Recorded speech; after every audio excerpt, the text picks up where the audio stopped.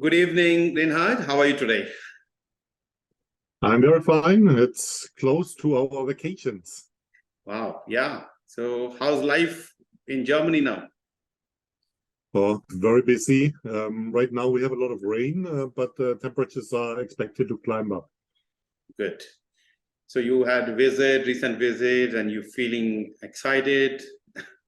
And here you are with me talking about this important topic, especially the mindset, how the mindset of Gen Z and Millennials works, especially talking about building the organization culture and change mindset, especially. Absolutely. And I just came back from a long visit to Kazakhstan, which is a former Soviet country. And it's very amazing to see how the young generation are driving the change, because they are very different to let's say my generation, the baby boomers, and I think it's very exciting, and it also has some implication on our business and our world and West.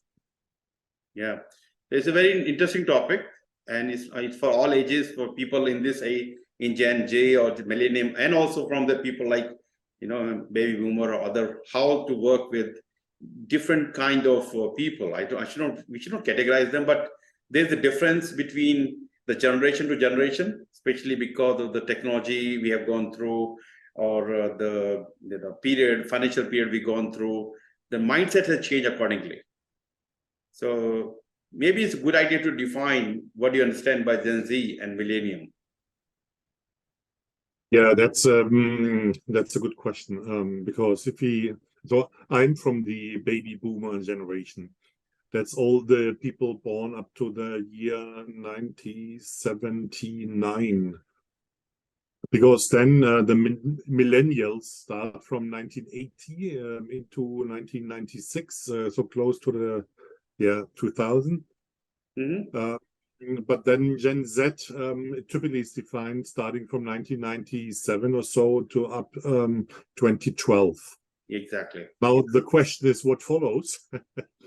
There's also a big debate whether it's now the generation Alpha or Zero or whatever. I don't know. But there's certainly very different behavior, because the whole context changed in these years. Because typically we call the millennials already as the digital pioneers. So because they grew up with the iPhone and all these things, so the technology developed in this time period. But now I think the Generation Z is a generation that just grew up with these kind of tools. So they are sometimes also called the digital natives, because for them it's quite normal to use all platforms and cloud applications and tools and so on. So but the context shapes also the behavior of these kind of generations, right? Yeah, Gen Z, when they're born, they had a laptop and a phone in their hand, and with a 2-year-old, they start using the phone at the time. But millennium, yes, they have to live with the landline for some time before they start seeing the mobile phone and start using them. So and we go back to our time. Yes, having a landline was a very big thing. So yes, and there are many more changes. And also different habits of these kind of generations. But let's start talking about the impact that may have. Yeah. So it's a very interesting topic. So let me start with my question. How can organization adapt culture and change strategies in the VUCA environment to accommodate Gen Z and millennials' preferences and mindsets? That's a very broad question. And I think certainly, like I said, with my visit in Kazakhstan, the new generation, the new kids on the block, they have ideas. And they are very self-confident, so to speak. They know what they want, and they want to get it done. That's also a challenge in my company. We have a lot of millennials, but also Generation Z people who are very self-confident. So in my generation, the baby boomers were a bit, let's say, shy or withholding. So we were used more to stability, a lifelong employment. Like my parents, they also asked me to start with Siemens. And stay with Siemens. For me, it was not too attractive to stay my whole life with one company. And that's also the change we see with the millennials and also the Gen Z, because they want to change every 2 years or 3 years. They want to just probe into a context, just collect the experience and then move on with other experiences. So that's very different between the generations. We grew up in hierarchy. So we have a superior, we just follow orders.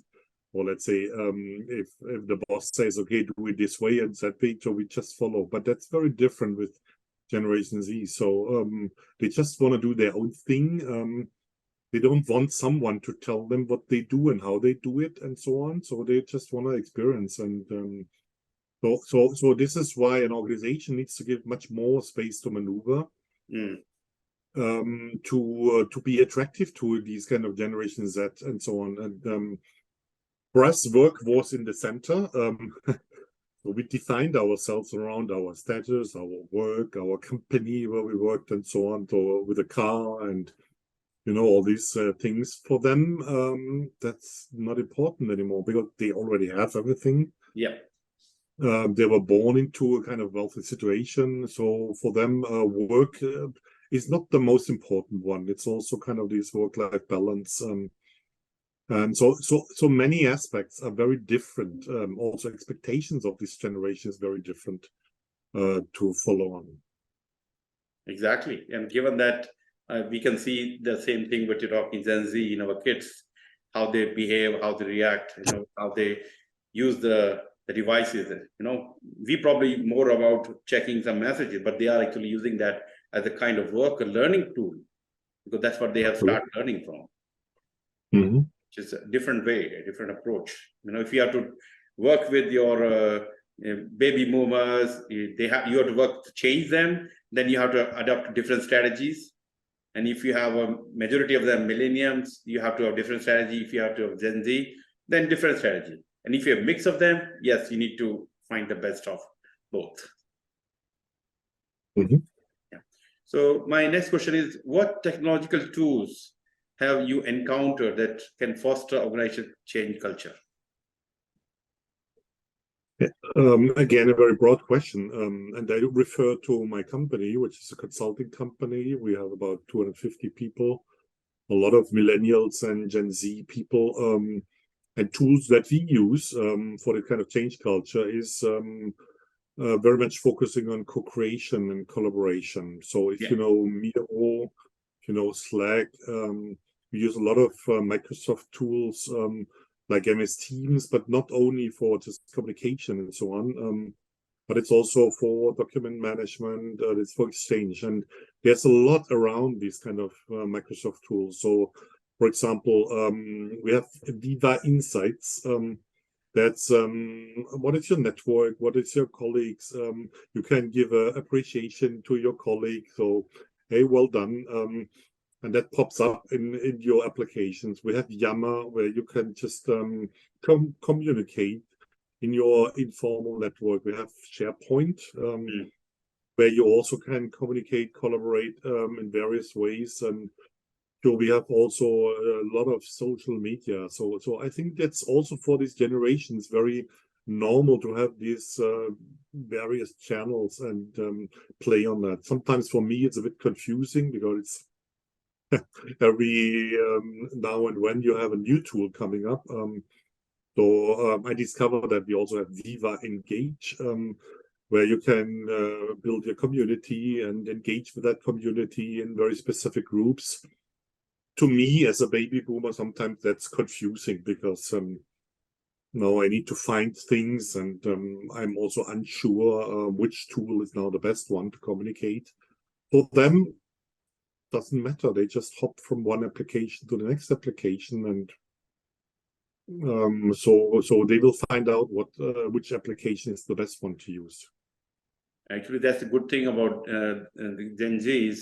They have been seeing lots of new apps coming up, new technology coming up.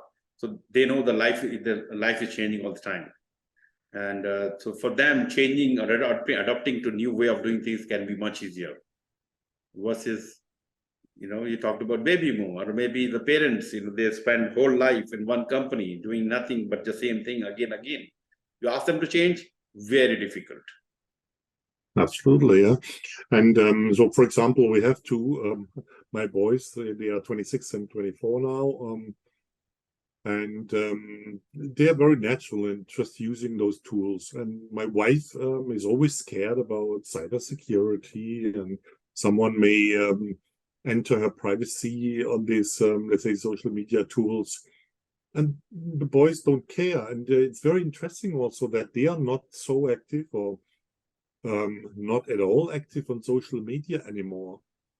So they just tried everything, but now they say, okay, it's more distracting. So I like to have my real free time and relax and so on. And social media is just for people that want to show off. That was also a very interesting statement, because yes, it is like that. So people are on social media to get their likes, including maybe myself, but they say no, they are not interested. It's also difficult to reach them nowadays on social media. And it's actually a problem. If you share your pictures, and if I don't comment, you will be unhappy. So I have to do something. Absolutely, yes. So look, yeah, social media is actually very useful as well as distractor as well. How you use it is the most important. Like WhatsApp is one of the tools we are using. The business is running on that basically. At the same time, this can be seen as a distractor if you have lots of messages and lots of noise and pollution is there.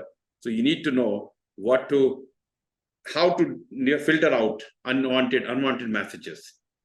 And some people and some groups I know, there's all politics going on. So I don't even open that. So I know how to control that. But yeah, that's what we have to do as use of any social media device or sites we have to use. You need to know what is good, what is bad, and then use the best out of that and make the best out of that. Good. My next question talking about what digital communication channels do Gen Z and Millennium prefer for receiving feedback during organization changes. Yeah, basically, the baby boomers, we may have just another meeting talking about reflecting, doing feedback, or we may send, let's say, an email or something and ask for feedback. But they use various options. And it's also, I checked within my company that we typically also use during these kind of meetings, Mentimeter polls. It's a very quick one. You see immediately get an immediate feedback on what's going on in this kind of change situation. There are many other satisfaction surveys and tools that we could use. But what we use also increasingly is this kind of community boards, like this Viva tool set, where they can just also informally or formally, you can do that anonymous, or you can just show your face, tell what is your opinion, your concern, if you have any questions and so on.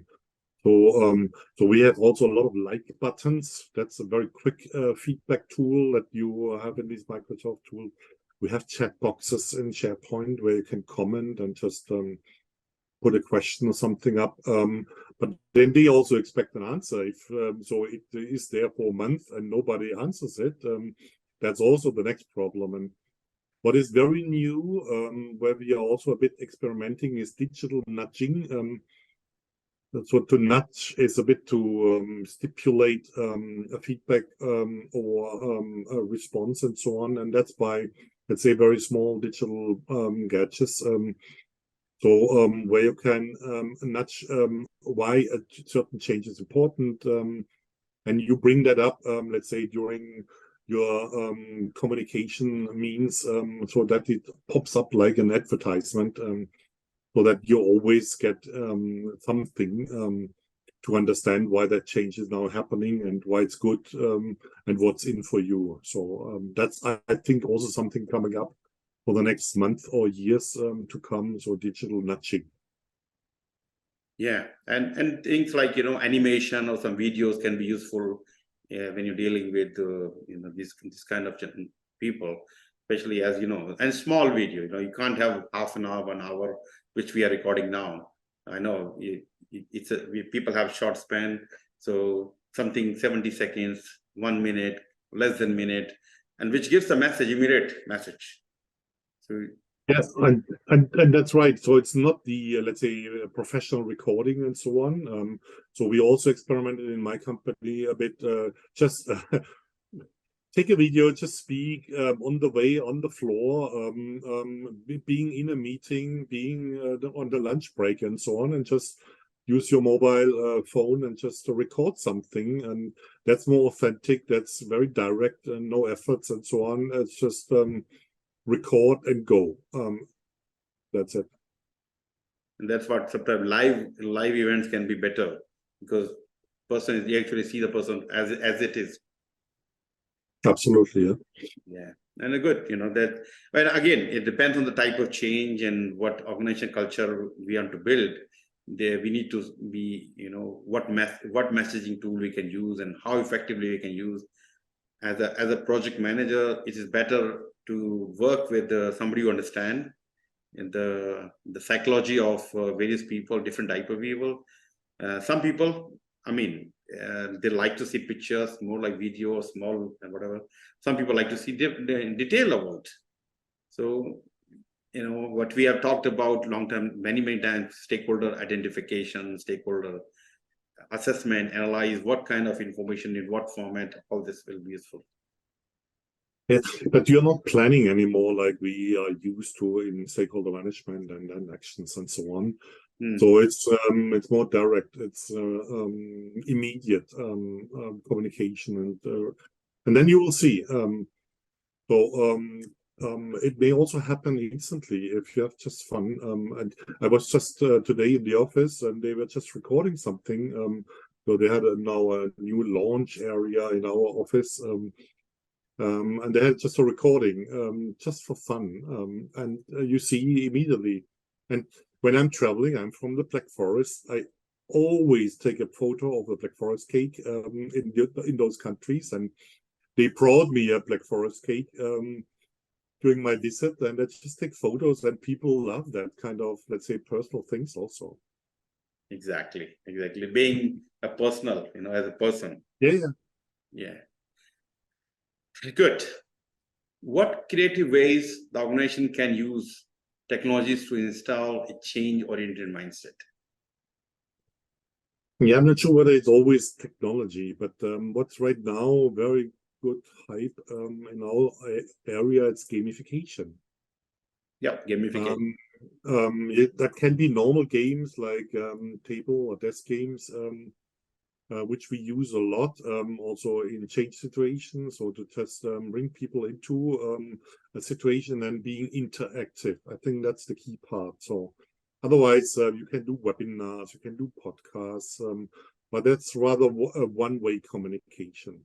But if you bring people into to participate in a game, and there are now a lot of games coming up for change, that is little steps, small steps, one step after the other to learn maybe the change, be aware of certain situations and reflect on it, and just doing things. And that's very powerful. So we love here games. And the Generation Z and also Millennials, they are very close to gaming because they grew up with games. And if you now can combine these two things for learning and adopting change situations, then that may be very receptive to the two mentioned generations. Exactly. Yeah, gamification one way, of course, people like to play and like to win, like to see that they're getting stars and number of stars, progressing. All these things are really useful. And that actually help you to build a mindset. Okay, we are moving from here to there. Instead of giving them big bang, we may be giving them slow change. Maybe also VR, virtual reality, augmented reality.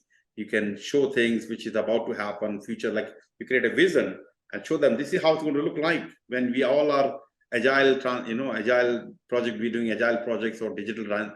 So we can try to show them, and that can create, wow, this is beyond what I was thinking.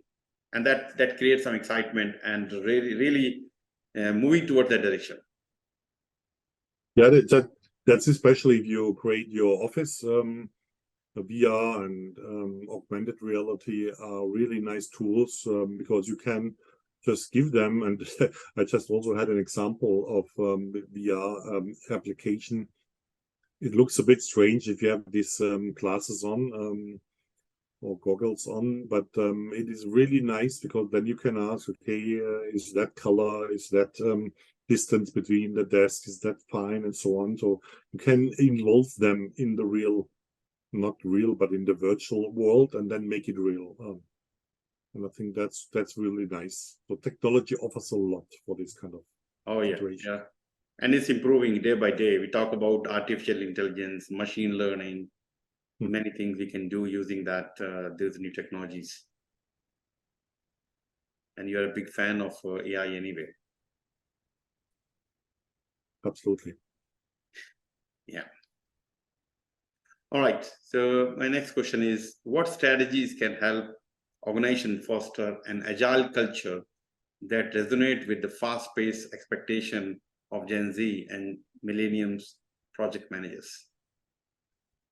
It builds a little bit on this kind of gamification, but in that case, we use a lot of hackathons. Yep. You know, hackathons are typically used mainly in the coding. So for coding something and resolving any kind of problems or issues or challenge and so on. And we did hackathons here and also in other countries to just bring people into, let's say, the situation to ideate, to create. So ideation means what is my idea of maybe a new product or solution, or and we use that especially also for sustainable solution or circular economy, these kind of issues, but you can also use it for coding. And then they code, they do maybe a website or first a prototype or something, minimal viable product. And then they prepare the business case to really get it done. So for a startup situation. And if you use these kind of, let's say, approaches, because it means it's a lot of autonomy. And I always refer to the self-determination theory, which is a very powerful theory of the needs people have. And these generations, I think, for me, are really very close to that theory. The first need that we have is autonomy, doing something on our own. Yeah. Not somebody's telling us, or we do something for someone.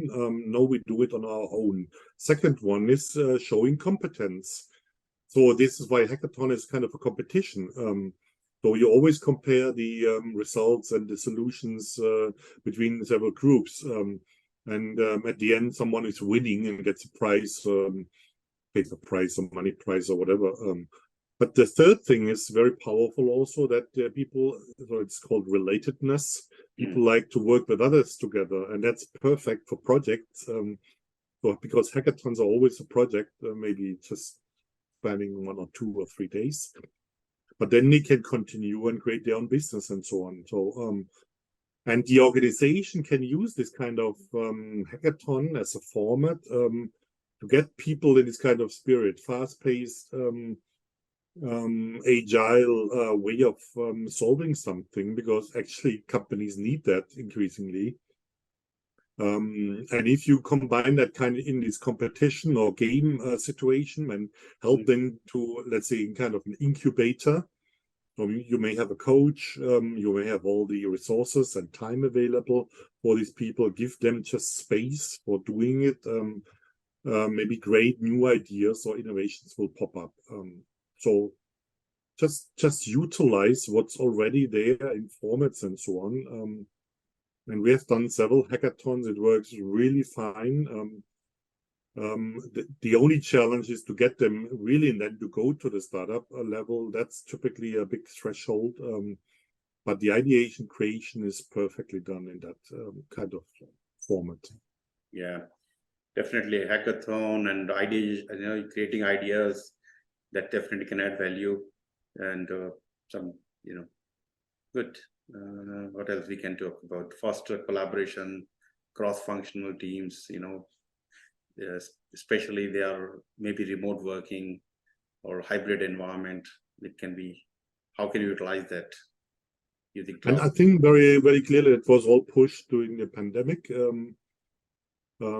Because nowadays it's quite normal that we work from home, or what we call it mobile working, wherever I am. I was in Kazakhstan. I was doing also business stuff. So it's not important where I am. We have all the tools. It's laptop. It's my mobile phone. I have several mobile phones, and everything is there. I don't need anything. I don't need even an office space. I sit somewhere in an internet cafe and can start working. But it's also the mindset, the mentality of the people. And Gen Z and millennials, they already have this kind of mindsets. It's just for us a bit, let's say, the burden, and also for the leaders. And I think that's something which will change the workplace very significantly, because it just needs the leaders to let loose, provide the space to maneuver for these kind of generations, because otherwise they would just leave and do their own thing. Yeah, I mean, hiring a person is very costly, and you have to ensure that they stays before they come and join your company, and they stays with you. So why they will stay with you? Of course, if you provide them if you meet the expectation, work-life balance and remote working, and I think remote working, not everything, but hybrid working. You allow them to come to office, and that some people like to come to office rather than staying at home because of the. We did a survey. I think that relates a little bit to the next question, which is also, we did ask students about the expectation towards organizations. So what do they expect from their potential or future employer? And they very clearly say it is not about only remote or hybrid working. The first thing what they like to have is just work time autonomy. So it's not the 9 to 5. They even work longer if the work is interesting to them, but they like maybe to start earlier and then stop early also to take care for the kids. Yep. They may start late. They move to certain weeks of the year. We have a lot of sabbaticals. I'm going to have one next year also. And they do sabbaticals for, let's say, their education. Maine typically take more care for kids than it was here in Germany in the past. So typically kids were with their mother. Now it's also the fathers that take care for the kids. So it's not only where they are, but it's also when they are working. And from where it's very clear they want to have flexibility and sometimes a few days staying at home, but they also need to have this kind of social environment in the company, because they want to network, they want to exchange, and they want also to learn from these elder generations through coaching or communities. We have quite a lot of communities, and the young generation is very keen to participate in the community meetings because that's their place for learning. So this kind of flexibility, I think, is needed in the workplace, because otherwise people don't come. And you also need to offer a lot of this kind of exchange and community benefits to them, because otherwise you're not attractive as an employer, and so they would just not come. Yeah, and especially after COVID, people got habit of believe it or not, people got, before COVID, they were okay. There were many people, they were going, but now they got a habit of work from home or work from anywhere, and they moved home from the costly place to the cheaper place, because they know they can work from anywhere. And suddenly we have to go to office. It's a challenge. Now the company has to think, yes, the person already moved, how can I expect this person to come to office? So there has to be some balance required. from the organization point of view to see which will add value to them. If you just allow them to work remotely, they are losing the connection with their peers or even their seniors. They don't get opportunity to network with others. Sometimes that put them into isolation and all kind of problem related to isolation, depression, and loneliness. But hybrid may be way to go. Allow them, and again, allow them to come and go. It's not like okay, you 5 days, all 5 days you have to be office, or 5 days you work, but maybe 2 days, 3 days with the flexibility. And I know my wife is currently has to go 3 days to work, and she feels sometimes why this made, she rather more productive from home. But when it's become that you have to do this way, the people don't like it. When you give them flexibility, okay, you should go to office, try to go there 2-3 days, whenever, and find your right people coming together in the office. If you go to office, nobody's there, then what's the point? And organize everybody. Hey guys, let's as a team, let's have a meetup in the office today, and we're going to have lunch together. So you still have the bonding, you still have the network, learning opportunity from each other, and also you take away from the isolation. So there's always a trade-off. We have in Munich very high apartment rents. So some families, they cannot afford a big apartment. So it means, they need to go to office because they don't have a quiet place. They cannot work from the kitchen or from the basement. So this is why we need to provide some space. But office space is also limited. So we have more meeting rooms now. We have more, let's say, flexible workspace, clean desk policy. So it's not so that you then come and have the full, let's say, desk and everything on a private basis. No.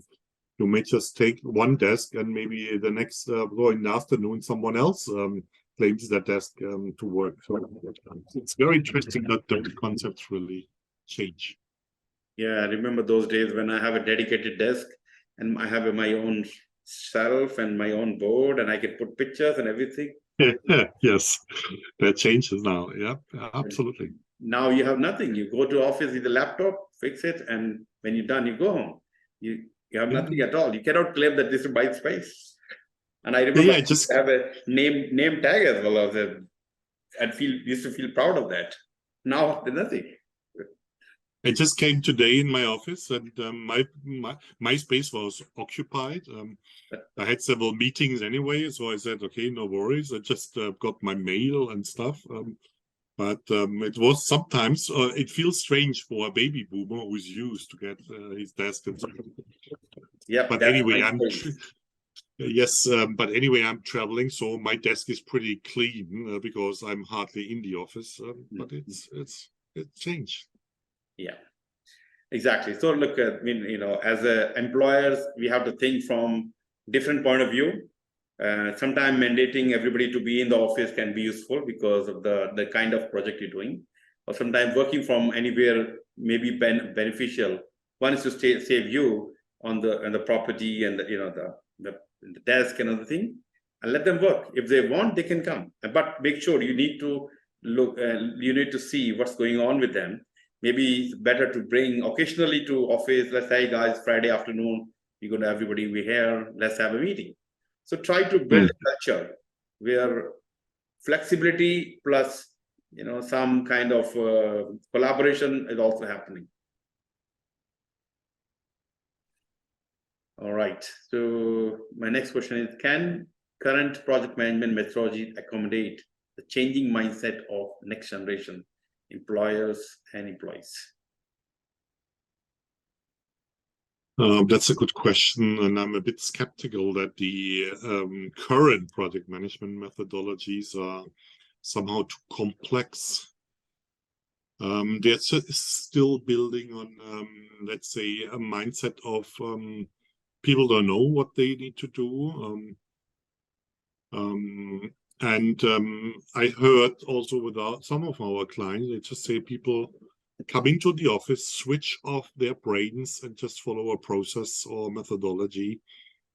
and at the end claim no responsibility for the results because they just followed, let's say, the procedures, and that's not the right way. I think methodologies and process models and so on needs to be down or right-sized, because we still need orientation. We need maybe the same terminology, and maybe also, let's say, the same process flow with the milestones and so on. But they should give more space to maneuver. They should build more on principles than, let's say, just follow a process flow. Because basically also, if you have just a flow-based procedure, then you don't need any human being, because then the digital tools or the artificial intelligence is much better. So this is why I'm always a bit struggling with these detailed process models. And you know, I'm from the ipma. We build on this kind of competence approach, and one competence element which I like very much is called project design.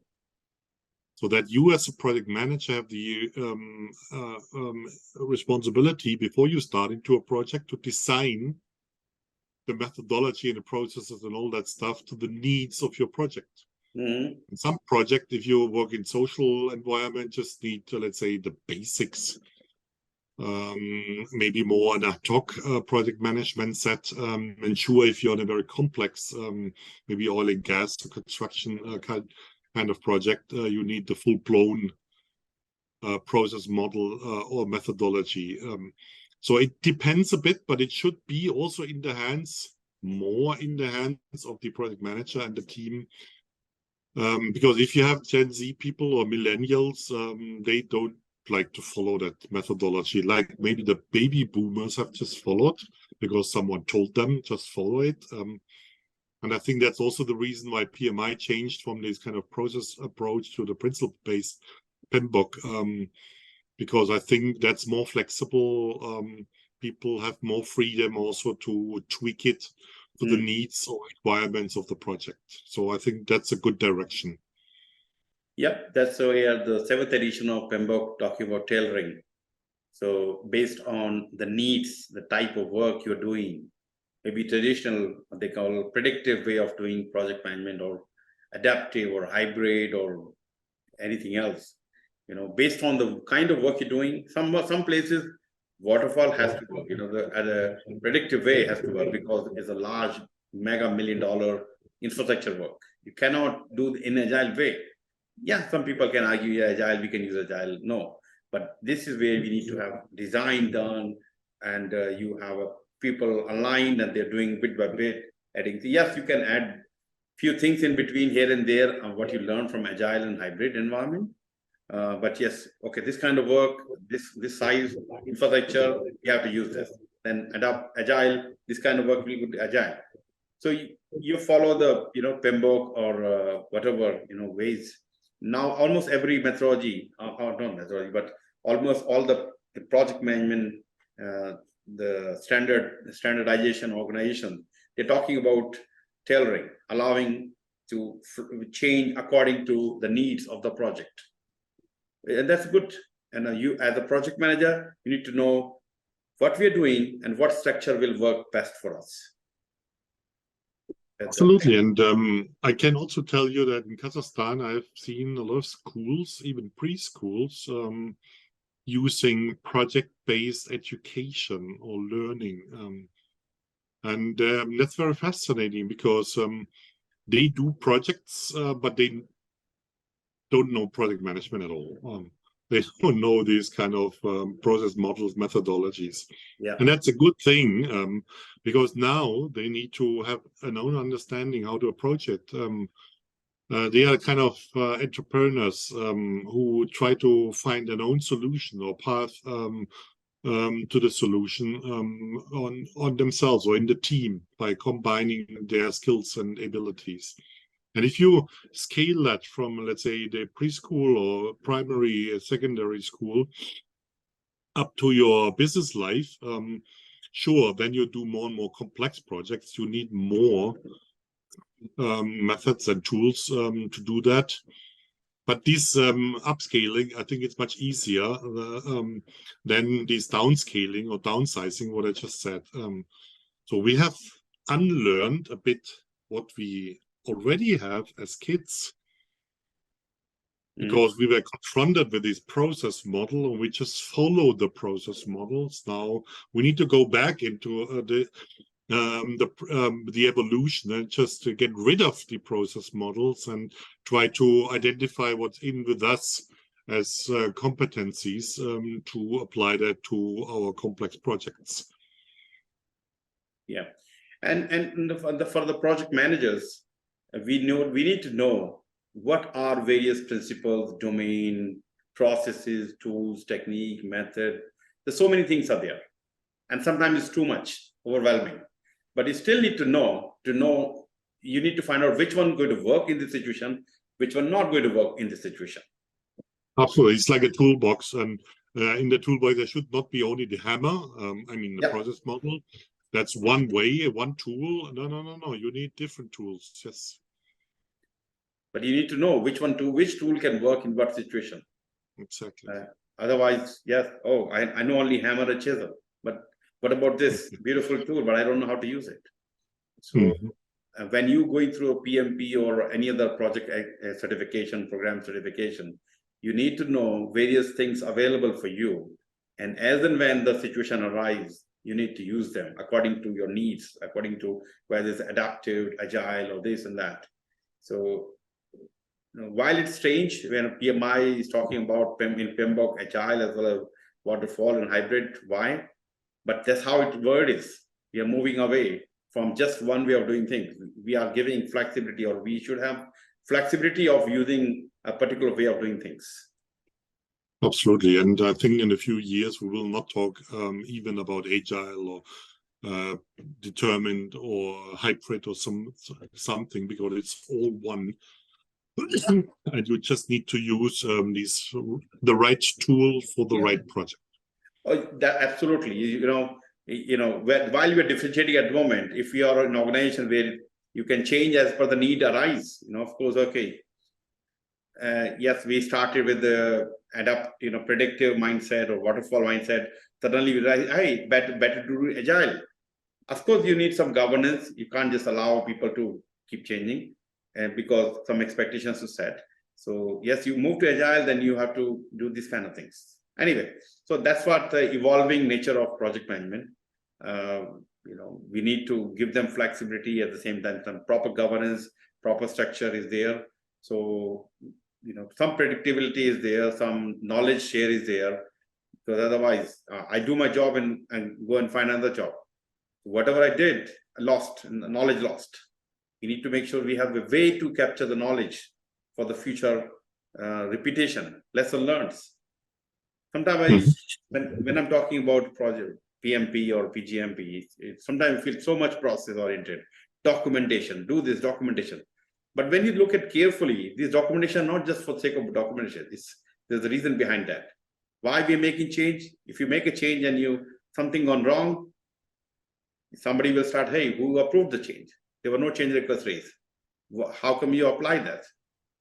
The purpose of the change request is to analyze the change from various angles. And that gives opportunity to all the stakeholders involved to see if the change is going to impact their area. And if yes, what they have to do to avoid that? A lot going on. Yeah, a lot going on. All right. So my next question, and I think last question, how can project management principles enhance employee well-being and work-life balance for both generations while managing cultural shifts? Okay, so let me start with the last part of the question. Well-being and work-life balance plays a very important role for both, I think, millennials, but more also for Generation Z. And so I believe project management and the principles behind it, being results-oriented, focusing on teamwork, being, let's say, agile also in the application of the tools, these are very helpful still, because then you could do your work also maybe in a shorter time period. And then you have more time for the well-being and the work-life balance. On the other hand, doing the plans for our project, and I love this pull principle. So you're not pushing, let's say, certain work packages on a team and say, okay, that's what you need to do, and don't finish before it's done. It does not work with this generation. So they pull what they have and as capabilities and also capacity available. If you have a Kanban board, for example, they just pull out of, let's say, their backlog, what they are capable of working. And then you will see it's also faster, and it's better quality. And if you push them, they will lean back and hold back and so on. So that's not really working. But also you need to provide time slots for them for the well-being. So we have for our employees a big offers of corporate benefits. Sometimes for me as a baby boomer, it's a bit surprising. So we have now an e-gym pass where you can go to a gym during your work time and work out, so you get a discount, or even get it for free. Or we have Nilo Health.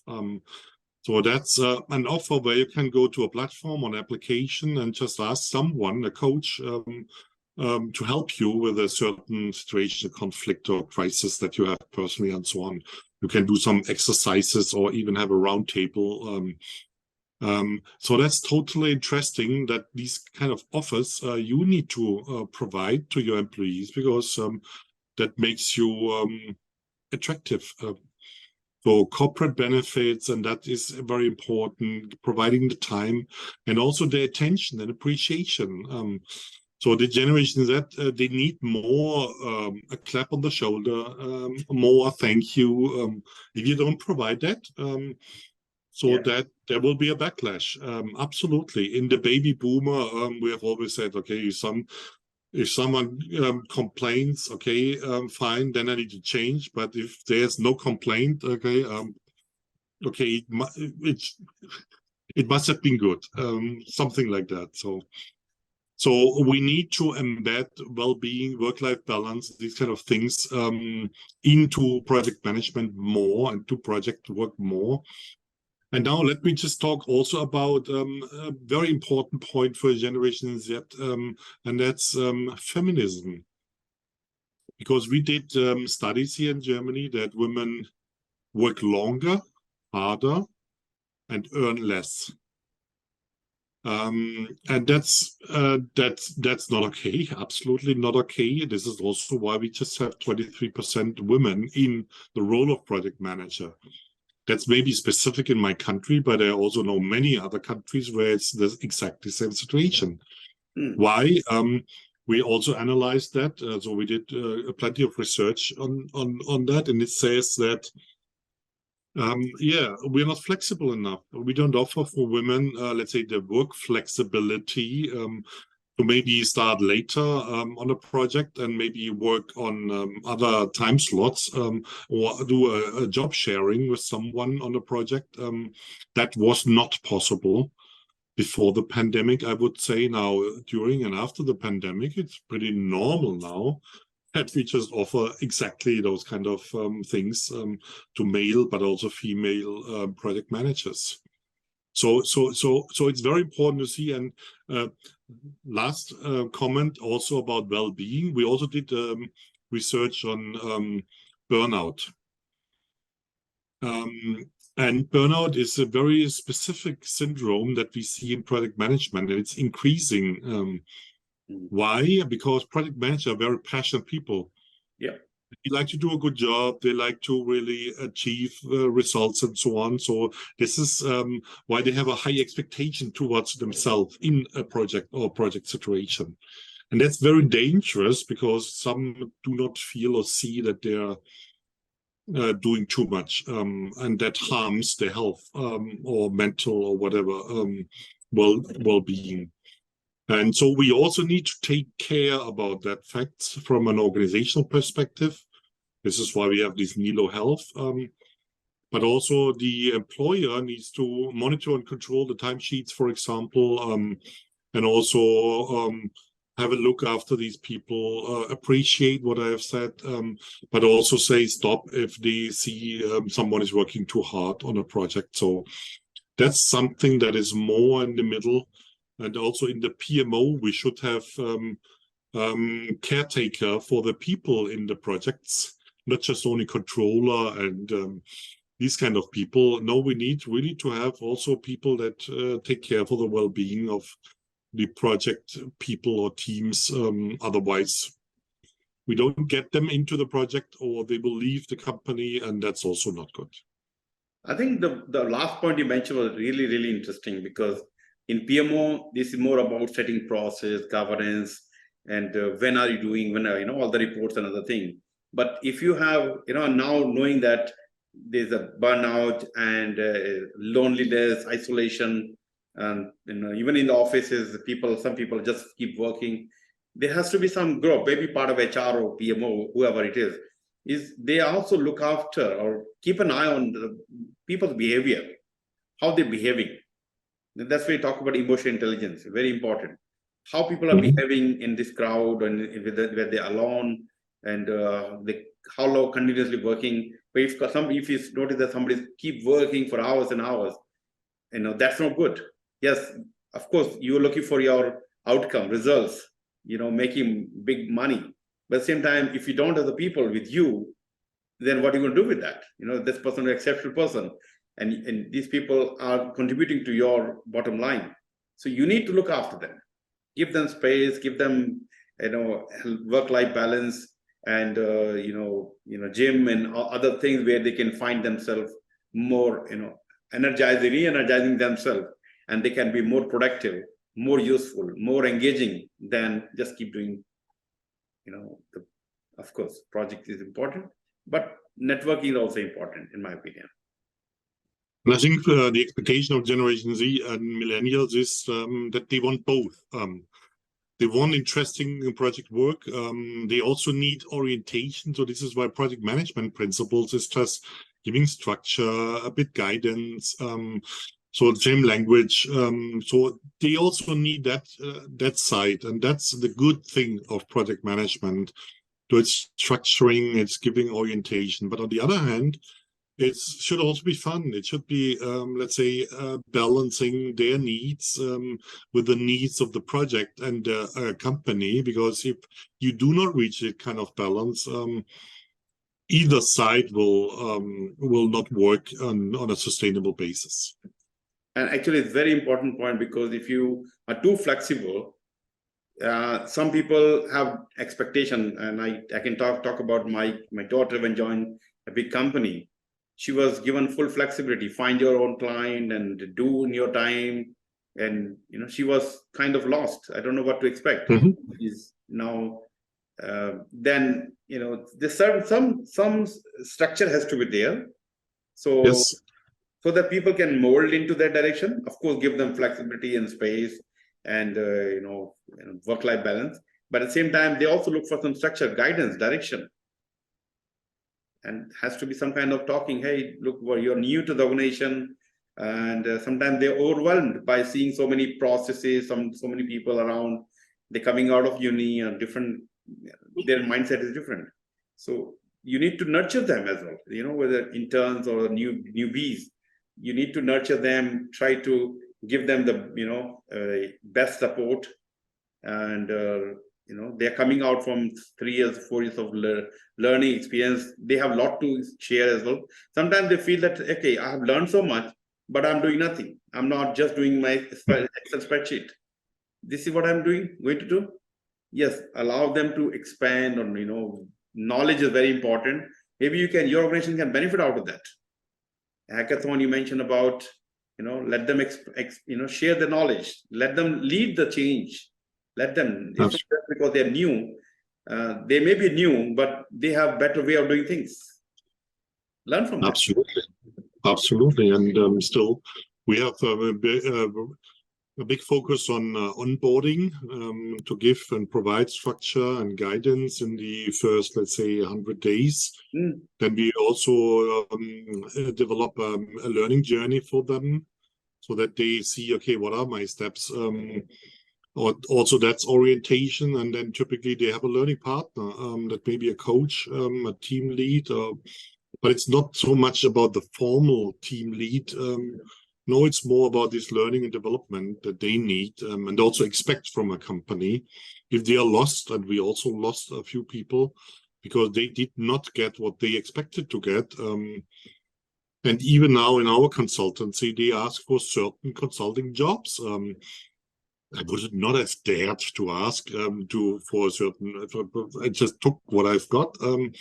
But they are very self-confident, and they say, "Okay, if I'm not getting this and that, I'm going to the next party or company." Yeah. So that's what the new generations are.